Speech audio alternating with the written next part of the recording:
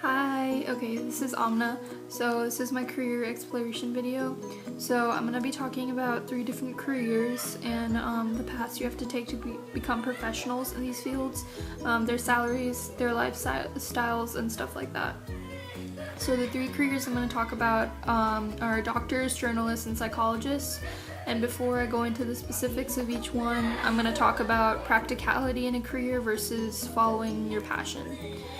So obviously before choosing a career, you want to make sure it's something that makes you happy, but also at the same time it's something that is reliable and secure so you're living your life comfortably. I'm not saying that you need to work a boring 9-to-5 job behind a desk for the rest of your life, but it has to be something that is practical so that you're able to put food on the table and are able to pay for just living in general without being worried all the time. So a good way to do this is to find common ground between something you enjoy and something practical. So obviously if you have a passion for something and you have the skills to match that passion, then by all means go for it and do your best and you'll do great. But if you don't really have the skills for it, then you need to find something where you are doing what you love, or you're around what you love, but just in a different way. For example, if you've dreamed of being a singer all your life, but you're also tone deaf, then maybe you should lean towards something that gives you a chance to be around music, but doesn't really involve you becoming a singer. So in this instance, you could major in media or communications as a college student or an undergrad and become a record producer or something like that. So there are different ways of doing what you love. Okay, so I'm going to start discussing the careers now. So the first one is a doctor. So obviously before choosing any career, before I get into all of this, you want to make sure that it's something you really want, or at least something you can live with, because even if you're making money but you hate your job, it's not going to be worth it. So just make sure that it is something that you can live like a lot of your life doing. So going back to being a doctor, the career path. So becoming a doctor isn't easy. If it's not something that you are 100% sure about, then you are not going to be successful. So this is just one of those careers where you can't kind of just go at it halfway. You have to be all in. So the first thing you need to do is earn a bachelor's degree as an undergraduate or a master's degree. Now this degree can be in anything, but you have to have a strong background knowledge, so you have to take classes in biology, physics, chemistry, and mathematics. Also keep in mind that you have to earn really good grades in undergrad in order to be accepted into med school in the future.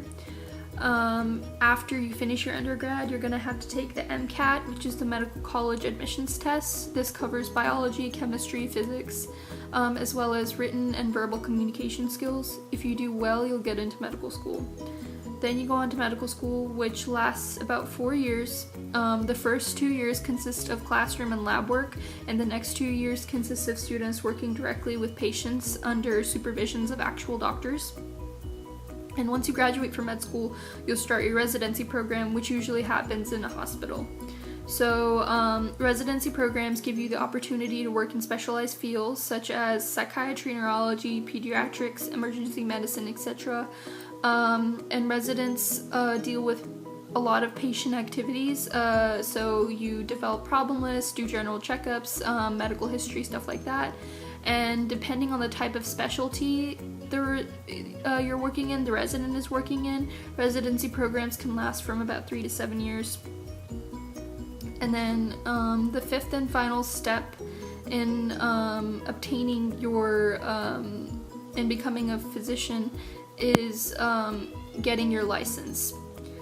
So all states require a physician to be licensed before they can start practicing medicine. You have to look at the guidelines for individual states to see what you have to do in order to gain that license, but everyone has to take the USMLE, which is the United States Medical Licensing Exam, and after you if you do well on that exam, or if you pass it, then you'll get your license and you become an official physician and you can start practicing. It's very easy for physicians to get jobs as long when they get their license. It's not like you start by making a little bit of money. You're going to be making a lot of money the entire time you're a doctor. Well, not a lot of money, but a good amount of money. So there is a need of doctors. There's always been a need of people, of health professionals. So we are still lacking in doctors, even though a lot more people have started to go into these types of fields, like medical fields. So the Washington Post recently published an article where they say that by 2025 we're going to face a shortage of as many as 90,000 doctors due to an increasingly older, sicker population, as well as people living with chronic illnesses such as cancer. So there will always be a need for doctors. So if you are really passionate about becoming one and you're willing to put in the hard work, then it's something that's for you. So doctors make a really good amount of money. Their salaries range from about $157,000 a year to about $315,000. Of course, this all depends on, where you live, whether you specialize in a field such as psychiatry, radiology, emergency medicine, things like this. Specialists make a lot more money than, say, internists. And it also depends on where you work. So if you live in like a city, then you are actually bound to make less money than if you live somewhere like a suburb or a small town, because they are more in need of doctors. And it also depends on whether you work in a hospital or if you have your own private practice. People with their own private practices usually make more money. So the pros and cons. The pros to being a doctor is one of the benefits is that you're always learning. So scientific research is obviously always evolving, and we're constantly learning new things about humans and other living organisms. So that means that you're always learning something new. There's always some type of new information for you to work around, or new discoveries that help with cures and stuff. But of course, the biggest pro is that you get to help people. You literally have people's lives in your hands, and that kind of power is kind of unfathomable. The more reward in making and keeping people healthy is something that is incredibly fulfilling and incomparable.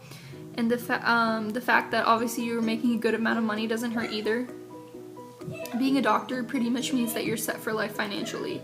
There are cons, of course, as with anything. One of them being you have to be very committed to your job, and that often takes away from the rest of your life. It can affect your social relationships, as well as your own mentality. It takes a lot of time away from you, and you have to be very willing to sacrifice that in order to be a physician. It is also very difficult to kind of separate a patient from a person. So you have to be willing. It's difficult not to feel guilty when certain things are out of your control as a doctor. So if you can't help someone, you have to be willing to accept that. So the guilt of losing someone you cannot help can be very heavy. So just know that there will be times where no matter what you do, you cannot help that person. Okay. The second career that I'm going to go into is journalism. So journalism is obviously very different from medicine. It's very, very competitive, but it's hard to find jobs in medicine, but it is highly rewarding. It is a secure profession because you are bound to end up getting a job. You are bound to be making money, even if it's not a lot of money. So it is very competitive, but it's also highly rewarding. You have to have a passion. In order to be a journalist, you really have to have like passion for the truth and for getting the story no matter what. So journalists are the backbones of virtually all types of media, and there are many different kinds of journalists. It's not just someone who reports on things. There's broadcast journalism, which is like the majority of what people think about when they think about journalism. So this is like news anchors and stuff. So like Diane Sawyer, Tom Brokaw, stuff like that. So they're people who report on the local news, on traffic, on weather reports, stuff like that. Or on big platforms such as CNN, stuff like that. Anderson Cooper, he's a broadcast journalist. Let's see, investigative journalists. So investigative journalists are people who really kind of get the most truth out of a story. So their job is a little bit more, I guess it's a lot more intensive, and it's a lot more, I guess you could say dangerous at times, because you are really digging deep into issues, and you are digging through things that often many people don't want you to find. So investigative journalists are the people who uncover things like hidden frauds and stuff like that. And then there's photojournalism. Photojournalism is basically, it's not really writing, it's more taking pictures of things and developing kind of like photo essays through them. So you go around the world and you take pictures of people and things that that kind of tell a story and that have impact. And most photojournalists are self-employed, which gives you the freedom and flexibility to kind of pave the way for your own career. And then traditional photography classes with journalism classes are what you have to take in order to be a photojournalist. So, and then there's sports journalism. So these are people who obviously talk about sports. So so you start your career as a sports journalist by doing an internship and by requesting information from schools. So sports journalists basically obviously just report on like what's going on within those specific sports, who's winning, you know, stuff like that. So they are very similar to broadcast journalists, except they're only specified in one region, which is obviously sports. So that's just a few of the types of journalists you could be. Those are basically the main ones that that most people the categories that most people fall into.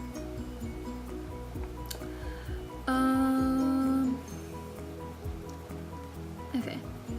So the career path to becoming a journalist is pretty straightforward. It's not as difficult as becoming a doctor, but it still is a lot of work. So whatever medium of journalism you choose to go into, you will need a strong background in writing. So, so courses in English, language arts, humanities, and social studies will push you to develop your skills in this area. So you can start by doing this in high school. So you could write for your school newspaper, for your yearbook, for your literary magazine or whatever, or volunteer for your school's TV or radio station. And then once you get into college, you can either earn a bachelor's or master's degree in journalism or communication. A bachelor's degree in journalism teaches you how to write for different distribution media. It also provides you with an understanding for journalistic ethics and fundamental methods of investigation, how to cultivate your sources, conduct personal interviews, search new databases, and then some programs are divided into different sections. So there's broadcast, print, photojournalism, public relations specialization, stuff like that. Because a lot of journalists are freelancers, you can also consider courses in marketing and business administration. And then after you complete your bachelor's or master's degree, you need to get an internship. A lot of people look at this as something that's kind of not necessary. It's as something that you can do to only further your career, but it is very necessary, even though it's not really set in stone. Because when you get an internship, you get access to the real world of journalism, and also if you do well, then that same internship can also help you get a job. So many journalism programs include an internship course through which you can gain experience in a professional newsroom. Schools that offer journalism degrees often maintain relationships with local media outlets to facilitate access to them. In addition to experience, you also build a portfolio and make contacts that help you obtain a job after you graduate. After you get your internship, you find employment. Whether it's with that same organization that you got an internship or not, you need to find employment afterwards. It doesn't matter how big or small you start out, because it's important to start somewhere, even if it's just newspapers or magazines, because the goal is to get your work published in order for other bigger firms, other firms that gain you a higher level of employment and a greater salary notice your work. So entry-level tasks include writing obituaries or covering civic meetings or court cases, and after you've gotten more experience, advancements usually include changing jobs at larger publications, or becoming a broadcaster in larger markets, covering a specific field, or covering more difficult or dangerous stories. And with sufficient work and time, you can become a columnist or editor if you work at a newspaper, or you could advance your position of correspondent to the position of a correspondent, announcer, or program manager if you work for a broadcaster. So there is a need for journalists as the career rate is dropping because of the competitive nature of this profession. Although it is very competitive, it's also rewarding. So if you're interested, you should fuel your passion into it, and you'll do just fine. You will end up earning money even at the beginning if it's just a little bit, because if your work gets published and you're good, then you will get a job somewhere where you are going to be making enough money. So salary entry level to senior level ranges from about 40K to 130K. Of course, this depends on what type of journalist you are and where you work. So there are pros and cons to being a journalist, as with everything. The pros are not knowing really what to expect from one day to another, because every day it's changing. Every day you have a different story. Every day something else is going on. So it's kind of challenging and demanding for people who work best under pressure, because for people who don't work best under pressure, because you are put under kind of like a spotlight, and you are told exactly what you have to do, when you have to do, and there's constantly new stuff coming in, new stuff evolving, so you have to be prepared for it.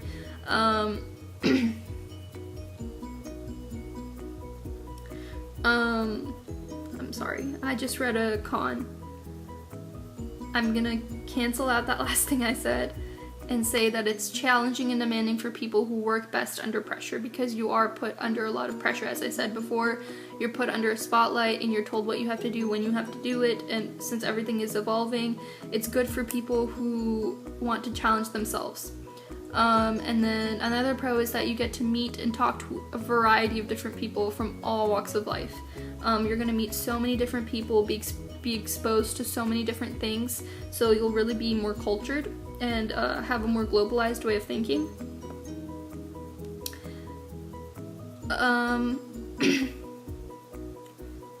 You get paid to write if that is something that is your passion.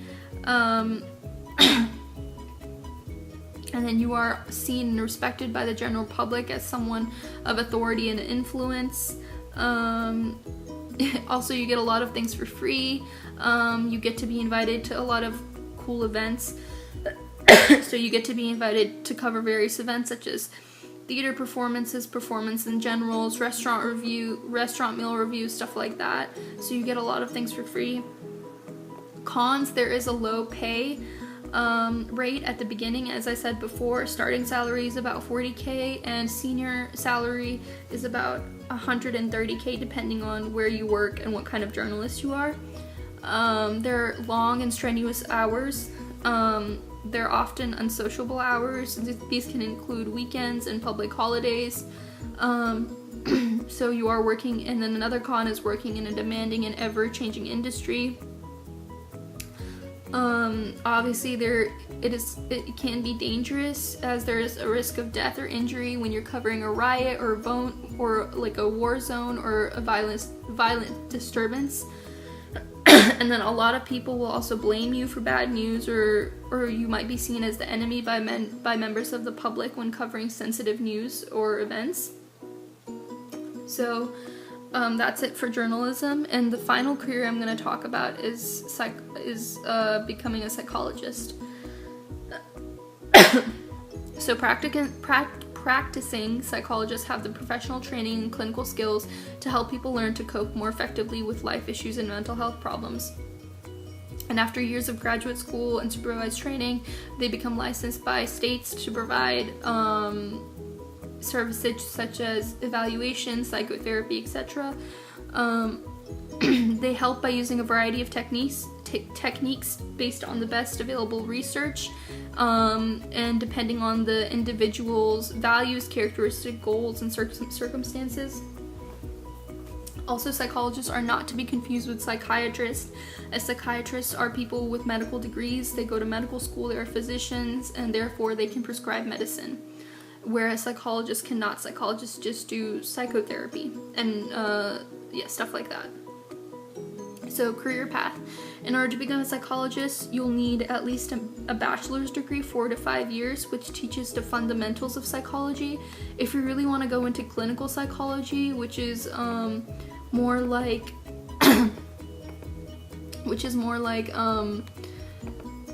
just helping people with their issues, then you will need a master's degree, which is further education. Bachelor's degree in psychology is more for people who want to do maybe like social work or research and stuff like that in psychology.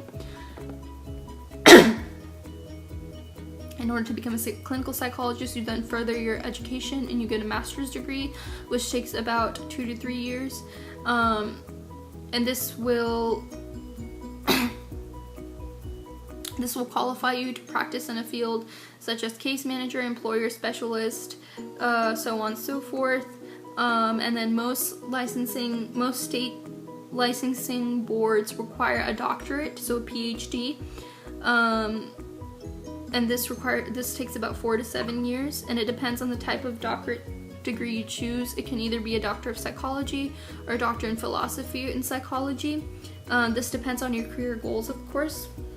And then many states require postdoctoral training equivalent to about 1 year of work. And then while there are several excellent psychology career options that do not require many years of education as it takes to become a licensed clinical psychologist, the benefits of doing so include the satisfaction of helping others and a higher salary. And this can compensate for the higher years of education, the further years of education it will require. So a salary ranges from about $70,000 to $120,000. Of course, this depends on what type of psychologist you are, where you work, your level of education. So you could be a marriage counselor, a family therapist, you could be a high school counselor, you could work at a school or be a clinical psychologist. It all depends. So the pros and cons of being a psychologist are, the first being is obviously the reward of helping people overcome their challenges.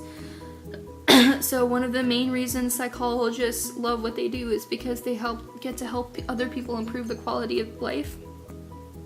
And then many people around the world struggle with mental disease and disabilities, and psychologists help these individuals learn how to cope with these things and how to overcome mental and emotional challenges. And then you also have flexible work schedules. While many psychologists do pull long hours, once you've established your own practice, your schedule gets very flexible. You're able to set your own hours, come and go when you want, and you have a lot of vacation time. You also have a lot more time to spend with your friends and family than you would if you were, say, a psychiatrist, which is a doctor. And then, which is not saying that you don't have time as a doctor, it's just saying that with psychologists, since you are able to create your own work hours, you are able to control what happens with your time. And then there's a high earning potential. So obviously a psychologist who work full-time earn about $50,000 to $130,000 a year. Those who work part-time obviously earn less. And then those who run very, very successful practices, whose practices take off, can earn up to about $200,000 a year, which is rare, but it is possible. So you are earning a good amount of money per year for what you do, and then you have the ability to work for yourself. It's a great work choice for people who have an entrepreneurial spirit. They go on to create their own private practices, and they get a little experience under their belt with business, and have proven themselves as competent professionals. And then another pro being that you get to work with new people every day. You get to meet new types of people from different walks of life, from different cultures and backgrounds, and you get to learn about how their minds work and why they act the way they do and stuff like that. So it is very interesting. The disadvantages, the biggest one being that you have to deal with clients who can often be stressful and draining, or who can also often be dangerous. So a lot of clients don't want to be in the care of a psychologist. They don't think they need help. They don't want to get better. And with these types of clients, it can be very difficult to find what the problem is and to help them understand that what they need to do in order to become better. And then another one being is that although your schedule is flexible, it is also erratic. So you're also on call a lot, and you have to deal with client issues a lot at very inconvenient times. So an example being, if you have clients who work all day, you might have to meet with them in the evenings, and you might have to be called out of bed if a client has a crisis situation. So one of the biggest cons of being a psychologist is having to set up your own practice. So 1/3 of psychologists are self-employed. Many of them operate their own practice. Launching a psychology practice is hard, and keeping it going is also challenging. You have to deal with finding an office, acquiring the necessary equipment, finding clients. You must also purchase a lot of insurance, malpractice insurance, deal with business taxes, set up a document management system, and deal with billing issues. So it can be very difficult. But the pros do outweigh the cons. Okay, that was my final career. So that's it for this video. I hope it explained what these 3 different careers are like and was informative as to what to look for when deciding upon a career. Okay, bye. There seems to be a growing divide between the expectation of students in US pharmacy school and the realities of being pharmacists. Pharmacy students live in a delusional world. They are the cherry face that smile and greet us when we walk into the location. Pharmacists, dressed up all doctor-like in those crispy white button-down jackets. The gatekeeper to our precious drug. Whether they are providing us with our much-needed anxiety meds or something to help make our kids healthy, pharmacists are always there for us whenever we need them. But can you imagine the stress that they must endure? What if a doctor messes up calling a prescription? What if someone's insurance doesn't cover something it's supposed to? It happened to me. The pharmacist is the face of final transaction between us and those feelings or solutions that we need to take to better our lives and the current condition. We can only imagine the amount of the area or stress that they must deal with on a day-to-day basis, especially in particular busy locations. So yes, pharmacists need to be blow off some steam every now and again. We suspect.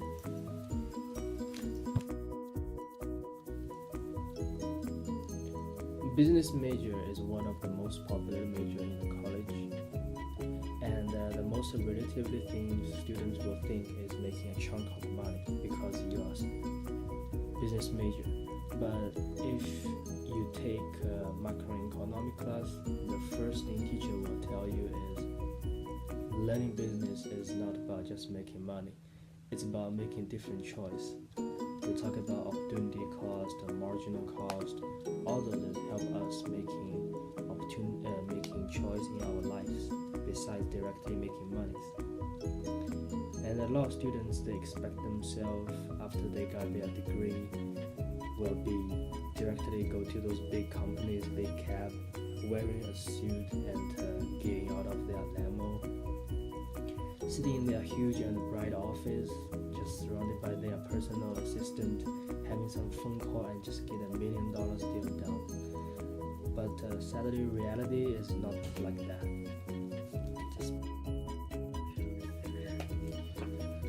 Major business students, after they graduate from college, cannot even find a decent job because they had a wrong concept. They think if you have a good diploma, then you can find a job easily. But no, in business world, experience means a lot. Sometimes it's more than your GPA and your school. I had a friend who graduated from Georgia State University from the Robinson Business School. End up he was working in KFC for 5 years as a manager. Recently I met him and he was doing the Uber driver, and he told me he want to go back to the college and make a master degree, like something higher degree, so maybe can find a better job. So what I'm saying right here is there's another definition of business is risk. There's no guarantee in this major. It's really all about your connection, your background, your personal experience. They all very important, and they merge together, then you can find a decent job. So here is some advice for those students who are majoring in business. Remember, time is the most important fact in this business. And make sure you spend time with those friends who have the same goal and same career. Don't waste your time with those unnecessary people and unnecessary things. Start to build your network when you are in the college. Get a lot of internship, get experience, have personal relationship with those subject professor and those company owners. Have your own personal view of your own business. Know what you're doing. Have some specific goal for yourself. Okay, sorry. As many of you choose art as your career later in your life, here's something you should know. Artists is not like those who on the social media, they post different art they made and those events they attend, and nothing fancy like that. It's nothing like you will own your own studios, or your works will post on the magazines, or your name will be memoried. A lot of artists are unknown, and the reality is a lot of artists become famous is not just about their talent, not about how much they work, and also it's about opportunities. It's very complicated, and just cut right here. And here I'm not saying you should not work hard, you should not spend times on practicing those arts. What I'm saying is you should know your expectation may not match your reality. A lot of people, after they got their art degree, end up working in some fast food restaurant or some like a minimum wage payment place, making enough money just not to be hungry, and their name will be never known, their works will be never shown in any big commercials. Artists like Van Gogh, in his lifetime when he was alive, his art was never be admitted or get any award. And he's most of his lifetime is very miserable because nobody knows his artwork, nobody thinks his artwork is respectful. And until he died, his work